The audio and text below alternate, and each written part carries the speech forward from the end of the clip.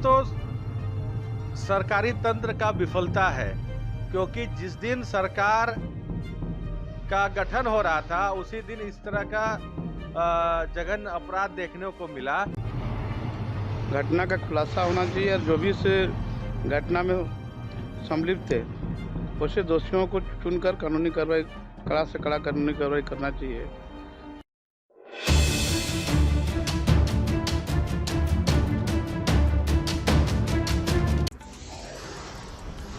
सरायकेला में आदिवासी युवती की निर्मम हत्या मामले में सत्ता और विपक्ष के निशाने पर पुलिस।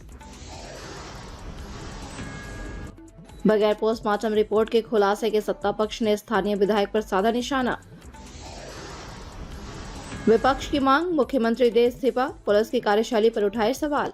सरायकेला खरसावां जिला के सरायकेला थाना अंतर्गत शासन गांव के समीप खरकाई नदी के किनारे बीते 28 नवंबर की सुबह शत विशत अवस्था में मिले आरआईटी थाना अंतर्गत सीतारामपुर की आदिवासी युवती संजना हांसदा की मौत मामले में पुलिस के खुलासे पर सत्ता पक्ष और विपक्ष दोनों ने पुलिस की कार्यशैली पर सवाल उठाए हैं। झामू नेता गणेश महाली ने पुलिस पर स्थानीय विधायक चंपाई सोरेन के इशारे पर आरोपियों को बचाने का आरोप लगाया है। वहीं बीजेपी जिला अध्यक्ष उदय सिंह देव ने गणेश महाली के बयान पर तीखी प्रतिक्रिया दी है।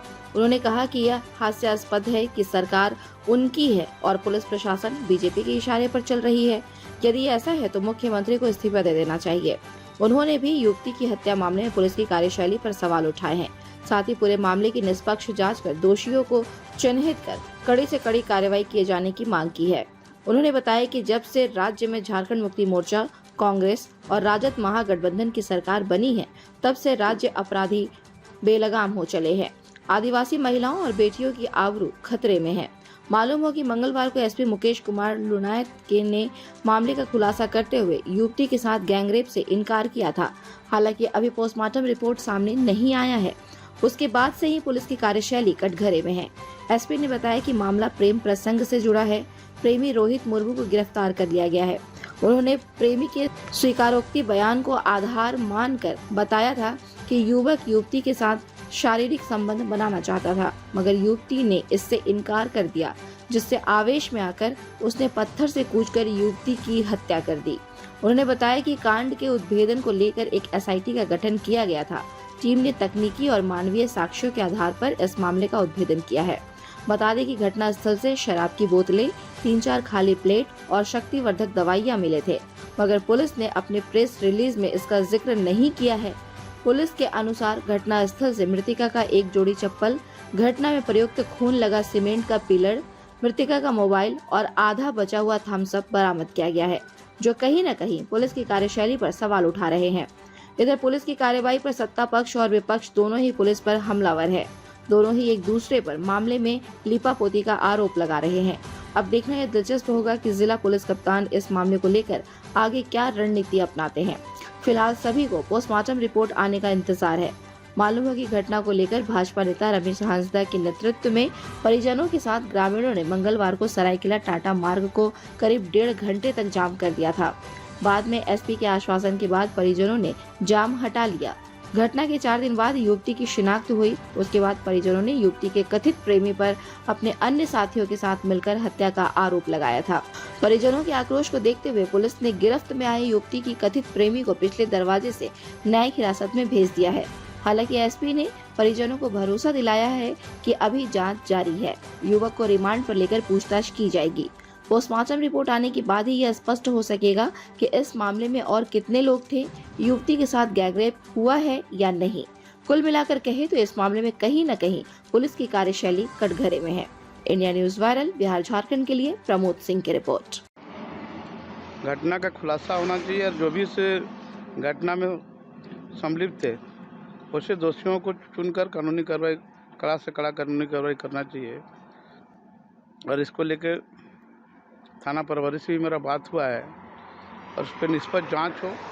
जो भी इस घटना में जो भी सम्मिलित थे वैसे लोगों को त्वरित कार्रवाई हो और उसको कड़ा से कड़ा सजा दिलाने में आपका जिला प्रशासन इस पर अपना अहम भूमिका निभाने का काम करे। और जिस तरह से घटना को छुपाने का प्रयास किया जा रहा है, घटना को दबाने का प्रयास किया जा रहा, कहीं ना कहीं इसमें स्थानीय विधायक का दबाव के कारण इस एक आदिवासियों महिला के साथ इस तरह का घटना घटा है तो घटना को संज्ञान में लेना चाहिए था स्थानीय विधायक को, लेकिन उसने संज्ञान में लेने के बजाय इस घटना को दबा के लिपापोती कराने का प्रयास कर। इसलिए मैं एसपी साहब से आपके माध्यम से मांग करता हूं कि इस घटना पे निष्पक्ष जांच हो और दोषी के ऊपर कानूनी कार्रवाई हो। अगर दोषियों को ऊपर कानूनी कार्रवाई अगर नहीं होता है तो इस बात को लेकर माननीय मुख्यमंत्री से बात करके इसको संज्ञान में लेते हुए इसके ऊपर कार्रवाई करने का हम लोग प्रयास करेंगे। एसपी साहब का बयान आया बिना पोस्टमार्टम रिपोर्ट आने से पहले ही, वो कैसा कह दिया कि उस महिला के साथ आपका दुष्कर्म नहीं हुआ है, आपको उसको सामूहिक बलात्कार करके उसको जान मार दिया गया है। और वो एसपी साहब के इस तरह का बयान आने से हमको लगता है कि निश्चित रूप से यहाँ स्थानीय विधायक का दबाव है और स्थानीय विधायक का मिलीभगत से इस तरह के घटना को जो दर्दनाक घटना है, इस घटना को उद्भेदन करने के बजाय इस घटना को दबाने का प्रयास किया जा रहा है।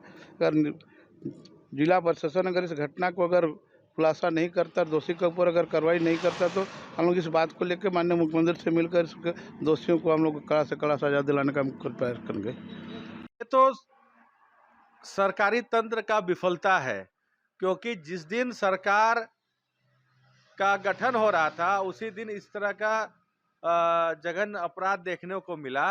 ये सरकार बनते ही अपराधी मस्त हो चुके हैं और अपराधी मस्त है और उनके जो नेता है वो बयान देते हैं, अनर्गल बयान देते हैं और यहाँ पर उनकी सरकार, उनका प्रशासन अपराधियों को क्लीन चिट दे रही है। कहीं ना कहीं ये दर्शाता है कि अपराधियों को संरक्षण प्राप्त है इस सरकार से। हास्यास्पद उनका बयान मुझे लगता है। सरकार उनकी है, प्रशासन उनके हाथों में है और उनका आरोप लगाना कि इनके इशारे पर, अरे बड़ा अच्छा लगता कि वो आज अगर हमारे इशारे पर सरकार चल रही है तो उनके मुख्यमंत्री को तो इस्तीफा दे देना चाहिए ना, कि अगर सरकार हमारे इशारे पर चल रही है तो ये अच्छी बात है।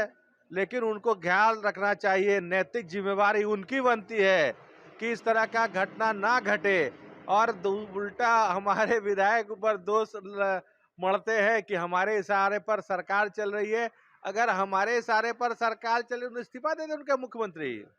पुलिस प्रशासन से ये मांग करता हूं कि इसका तुरंत उद्भेदन किया है और इसको और गहराई से जांच होनी चाहिए।